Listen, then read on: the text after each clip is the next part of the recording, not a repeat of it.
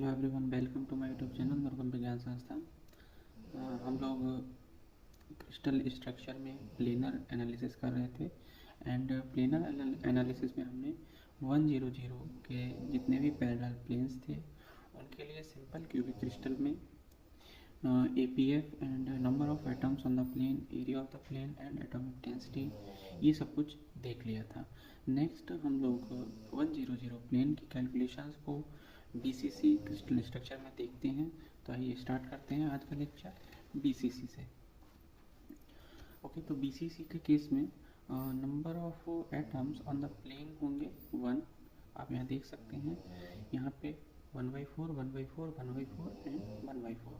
तो टोटल एक atom present होगा 100 प्लेन में, और इसी के साथ साथ इस प्लेन का जो एरिया रहेगा वो बेसिकली A² हो जाएगा। इसी के साथ साथ अगर हम बात करें एटॉमिक डेंसिटी और प्लेनर डेंसिटी की, तो वो हमारा 1/A² हो जाएगा, और APF हमारा आ जाएगा 3π/16। नेक्स्ट अब हम देखते हैं FCC के केस में क्या रहेगा। अगर हम FCC की बात करें तो FCC में number of atoms in a plane are 2 and the area is A² and the planar density is 2/A² and APF is 78.5%। यहाँ पे number of atoms in plane 2 आ रहा है। तो देखिए, ये अगर हम प्लेन की बात करें तो एक एटम यहाँ पे प्रेजेंट होगा 1/4, 1/4, इस तरीके से 1 टोटल हो जाएगा। तो 1 + 1 यहाँ पे 2 एटम्स इन प्लेन आ जाएंगे। तो अभी हमने simple cubic, BCC and FCC तीनों ही क्रिस्टल स्ट्रक्चर डिस्कस कर लिए हैं और 100 प्लेन। ठीक है, तो हमने अब हम नेक्स्ट देखते हैं। देखिए, नेक्स्ट प्लेन हमारा रहने वाला है 110 प्लेन। ओके, तो 110 प्लेन, अब इसके अनदर 5 पैरेलल प्लेन्स होंगे 101, 011, 1 बार 1 बार 0, 1 बार 0, 1 बार 0, 1 बार 1 बार। तो इस तरीके से ये इसके 5 अनदर पैरेलल प्लेन्स आ गए हैं। तो अगर आपको 110 दिया जाता है या इन प्लेन्स में से कोई और प्लेन्स दिया जाता है तो आप कैलकुलेशन सेम मेथड से करेंगे। अब यहाँ पे देखना ये होगा कि सिंपल क्यूबिक के केस में नंबर ऑफ एटम्स आएंगे 1। ठीक है, तो सेम वही पैटर्न रहने वाला है, और एरिया इस प्लेन का रहेगा √2 × A²। अब इसके बाद डेंसिटी, ये जो एरिया है इसको डिवाइड करवा देना है number of atoms in plane, तो 1 / एरिया, तो √2 A²। APF इस केस में आता है 55%। ओके, तो यहाँ पे स्ट्रक्चर भी ड्रॉ कर रहा है किस तरीके से आप देख सकते हैं। तो अब नेक्स्ट हमारा BCC में यही एटम्स 2 हो जाएंगे और एरिया हो जाएगा 2 / √2 A²। ये एरिया हर एक केस में सेम रहने वाला है। अब यहाँ पे APF इसमें आता है 83.26। नेक्स्ट हमारा केस है FCC क्रिस्टल स्ट्रक्चर। तो इसमें क्या होगा कि number of atoms in plane 2 रहेंगे। इसके बाद इसका जो एरिया आएगा वो एरिया सेम रहेगा ये, एंड डेंसिटी भी सेम रहेगी, एंड APF यहाँ पे चेंज हो जाएगा, वो आ जाएगा 55%। इसके बाद हम डिस्कस करते हैं अनदर प्लेन। ओके, तो अनदर प्लेन हमारा होगा 111। तो 111 इसके अनदर 6 आएंगे। ओके, तो इस तरीके से इनकी हम देख लेते हैं। इसके बेसिकली 111 के बेसिकली 8 आएंगे। तो 8 किस तरीके से आएंगे, पहला 1 1 हो जाएगा, दूसरा 1 1 1, इसके बाद ये 1 1 बार। ठीक है, तो 1 1 1 बार, ये आ गया 4, इसके बाद 1 1, इसके बाद ये 1, इसके बाद अनदर 1 इज दिस,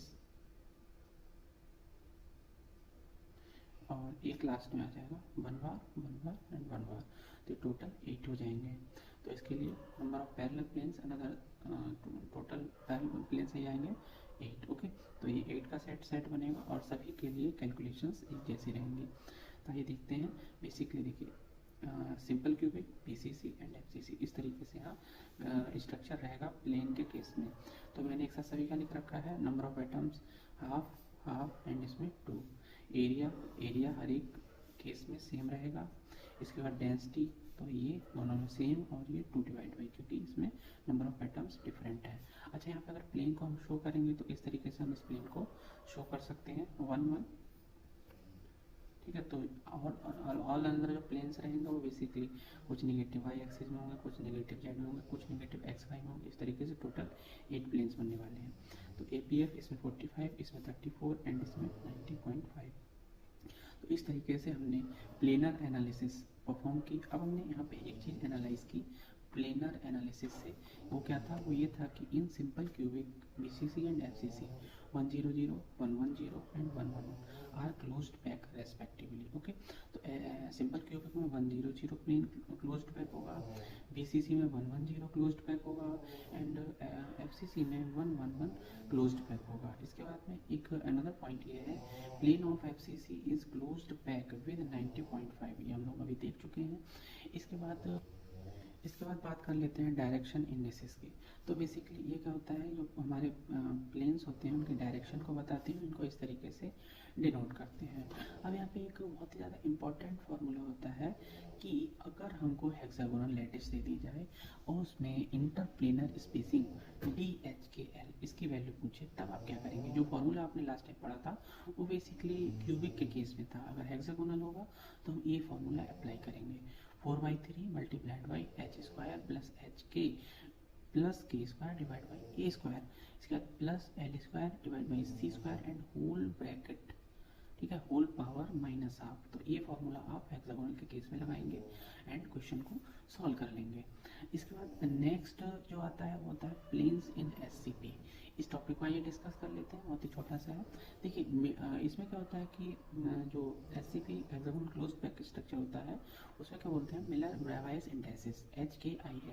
तो यहाँ पे एक नया पैरामीटर आ जाता है I and I is equals to minus H plus K। Basically I means iota, तो यहाँ पे वही याद आ रहा था। तो I इज इक्वल्स टू यहाँ पे माइनस H प्लस K। तो I को इस तरीके से डिफाइन करेंगे। तो इसमें एक प्लेन होता है 0, 0, 1। तो अगर हम इस प्लेन को HKIL फॉर्म में लिखना चाहें तो 0, 0, 1 0, 0, 0, 1 हो जाएगा। अगर हम 1, 0, 0 प्लेन को HKIL फॉर्म में लिखना चाहें तो 1, 0, 1 बार 0। तो ये इस तरीके से लिखा जाएगा एंड ये इस तरीके से लिखा जाएगा।